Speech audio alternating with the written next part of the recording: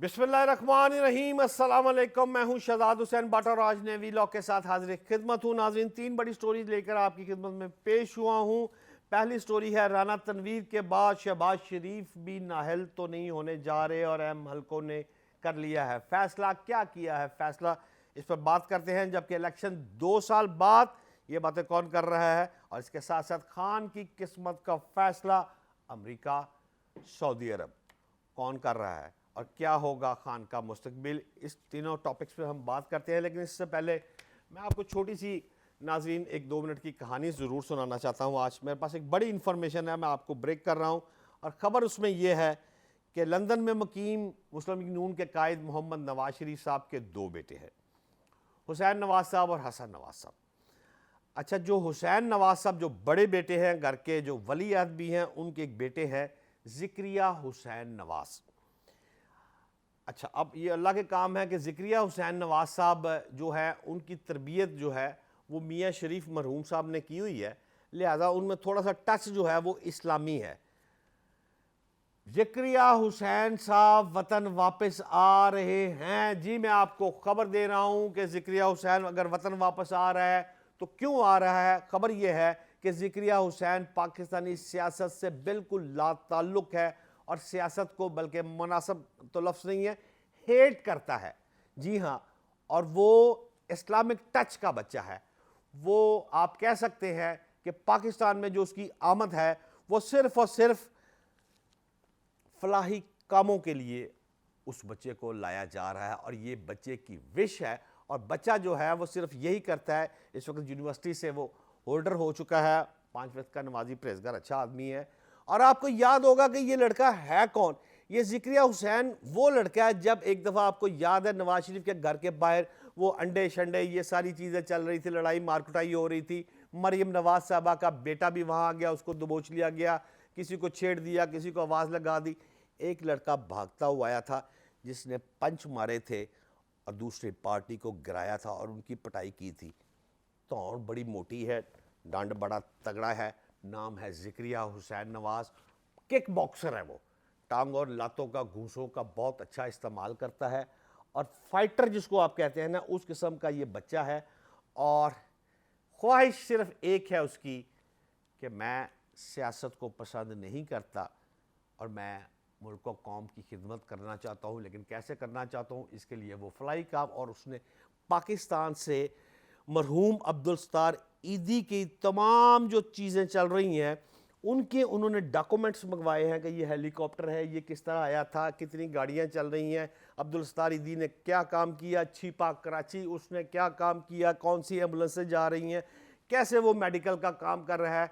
इस तमाम चीज़ों का उसने बाज़ाब्ता तौर पर एक सेटअप बनाया है और सेटअप बनाकर उसने, मेरी इंफॉर्मेशन के मुताबिक, मेरा एक दोस्त है जिससे उसने इस बात का जिक्र किया है और उसने कहा है कि ईद के बाद जब मेरी पुप्पो मरियम नवाज साहिबा इंग्लैंड आएंगी और साथ बड़े मियाँ साहब नवाज शरीफ साहब मौजूद होंगे तो उनको वो प्रेजेंटेशन अपनी पेश करेगा कि ये है जनाब सारा सिस्टम और ये फलाही काम मैं करना चाहता हूँ। मेरा सियासत से कोई ना लेना है देना है, ना मैंने कभी इलेक्शन लड़ना है, ये मेरी ज़िंदगी का मकसद है। और इसके लिए मियाँ साहब फ़ंड कितने फराहम करते हैं और वो बच्चा कब आता है। जो ही वो बच्चा पाकिस्तान आने की बात फाइनल होगी और मियाँ नवाज शरीफ साहब के होंगे, उसकी अथॉरिटी लेटर पर सिग्नेचर मैं आपको फिर भी खबर ब्रेक करूँगा। लेकिन आज हम सबसे पहले अपने वीलॉग की तरफ चलते हैं। तो वीलॉग में सबसे बड़ी बात है राना तनवीर साहब, आज़ाद कश्मीर के प्राइम मिनिस्टर साहब का। जी हाँ, आज मैं प्राइम मिनिस्टर उनको नहीं कहूँगा, वो हो गए हैं भैयन फारग, क्यों ये फारग पाए। अच्छा, तनवीर इलियास साहब जो है थे, अब तो प्राइम मिनिस्टर, अब तो अल्लाह उनको ज़िंदगी दे, हैं तो मौजूद, लेकिन साहब का वो प्राइम मिनिस्टर हैं। तनवीर इलियास को अपनी तकारीर में धमकी अमेज़ लहजा जो है वो अख्तियार करने पर आज़ाद कश्मीर की जो जज साहब है, हाई कोर्ट है उनकी, हाई कोर्ट ने उनको तलब फरमाया।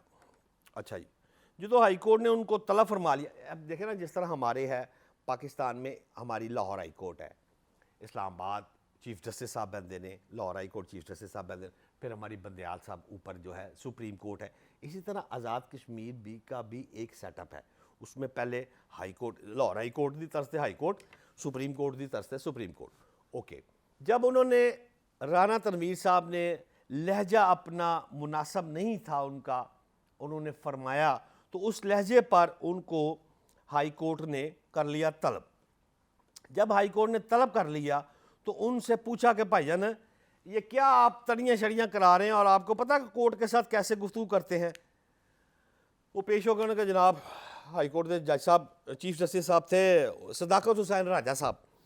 तो चीफ जस्टिस जो हाई कोर्ट सदाकत हुसैन राजा साहब की सरबराही में जो फुल बेंच उन्होंने समाअत की, तो उन्होंने कहा राजा साहब मैनू माफ़ कर दियो जनाब, गलती है, मैं तस्लीम करता हूँ। लेकिन उन्होंने उनको साफ कहा कि आपको सज़ा सुनाई जाती है, और जब सज़ा सुनाई जाती है तो फिर आपको इस बात का पता है कि किसी भी पब्लिक ओहदे के लिए वो शख्स यूसुफ रज़ा गिलानी भी नाअहल करार दे दिया जाता है। और इस पर हाई कोर्ट ने वहाँ के चीफ इलेक्शन कमिश्नर को ख़त भी लिख दिया कि आप नए इंतखाबात के लिए, यानी prime minister of Pakistan, prime minister of Azad Kashmir Tanveer की जगह पर नवा बंदा अपॉइंट करने के लिए लेटर भी पा दिया है कि आप फौरी तौर पर इसका काम को लेकर आगे चले। अच्छा, वहाँ से निकले राना तनवीर साहब, सुप्रीम कोर्ट जी उतों दी उसने भी जनाब उनको तलब फरमाया था उनकी नाजेबा गुफ्तगू के ऊपर। जब वो वहाँ साहब पहुँचे तो उन्होंने जज साहब के सामने पेश हुए। जब वो पेश हुए तो उस वक़्त सुप्रीम कोर्ट पहुँचे तो फुल बेंच वहाँ भी बैठा था। अच्छा, उस वक़्त चीफ जस्टिस जो थे राजा सईद अकरम साहब, उनकी सरबराही में तौहीन अदालत केस की सुमात शुरू हो गई, जिस बेंच में जस्टिस ख्वाजा नसीम साहब और जस्टिस रज़ा अली खान साहब भी बैठे हुए थे। इन्होंने उनको सबसे पहले उनकी वीडियो दिखानी शुरू कर दी और पूछा कि जनाब ये आप पर इल्ज़ाम है और आप समझते हैं कि ये जो क्लिप्स हैं ये आप ही के हैं और आपने ये गुफ्तगू फरमाई हुई है। उन्होंने कहा जी मैंने फरमाई हुई है, बिल्कुल की है, मैंने एक जलसे में भी कहा, मैंने पार्लियामेंट में भी कहा, मैंने तड़ियाँ शड़ियाँ कराई, मैं सारा ही गुनाह मानता हूँ। तुसी भाईजान सुप्रीम कोर्ट साहब मैंने तुसी भी माफ़ कर दियो, हाई कोर्ट ने तो मेरे को पहले ही अदालत में खड़ा किया है और खड़ा करके जो मेरे को सज़ा सुनाई है उसके बाद तो मेरी प्राइम मिनिस्ट्री चली गई है। एडे बड़े पैसे के साथ वो प्राइम मिनिस्ट्री खरीदी गई थी, याद रहे। लंबी कहानी है, छोटा कर रहा हूँ। मुख्तसरन सुप्रीम कोर्ट ने कहा कि भाईजान माफ़ी तो हमने कोई भी नहीं देनी, आपको 2 हफ्ते की मोहलत देते हैं, आप तहरीरी लेके आए और शायद जब आप लेके आएंगे कि हम क्यों ना आपको 6 महीने के लिए पाबंद सलासल जेल टोरे ना करा दी। लिहाजा वो तो हो गए हैं फारग और अब जेल जाते हैं या नहीं जाते ये तो मेरे को नहीं पता, वक्त आने वाला बताएगा। फ़िलहाल साहब जो हैं तनवीर साहब वो हो गए फारग, और फारग होने के साथ साथ नाज़रीन आप ये देखें कि ये काम बहुत तेज़ी से चल पड़ा है। ये मैंने आपको जो बात बताई है आज़ाद कश्मीर की, ये को बांग्लादेश की या मैंने श्रीलंका की बात नहीं सुनाई, पाकिस्तान में ही ये सब कुछ हुआ है। अच्छा, अगर ये सब कुछ पाकिस्तान में ही हुआ है तो भाईजान हमने भी देने थे पैसे। Chief election commission supreme court Bandial साहब वाली गल, पंजाब पुलिस ने कह दिया है भाईजान साढ़े को पुलिस कोई नहीं जाएगी।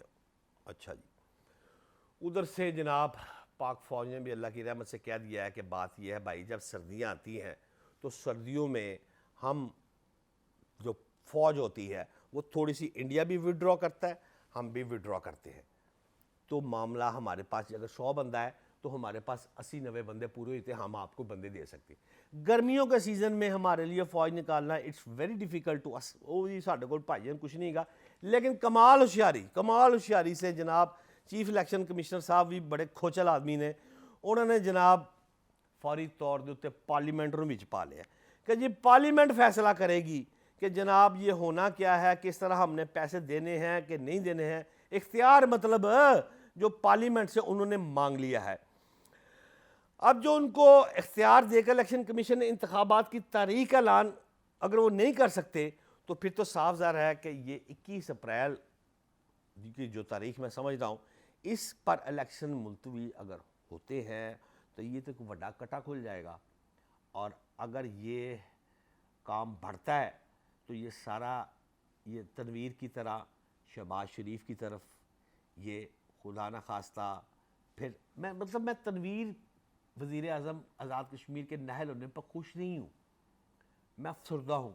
जी हाँ, मुल्क का कोई भी प्राइम मिनिस्टर हो जिसको लोग वोट देते हों, अगर उसको नाअहल करार दिया जाए, ठीक है उसने गुफ्तगू बड़ी नाजेबा की, लेकिन खुशी की बात नहीं है।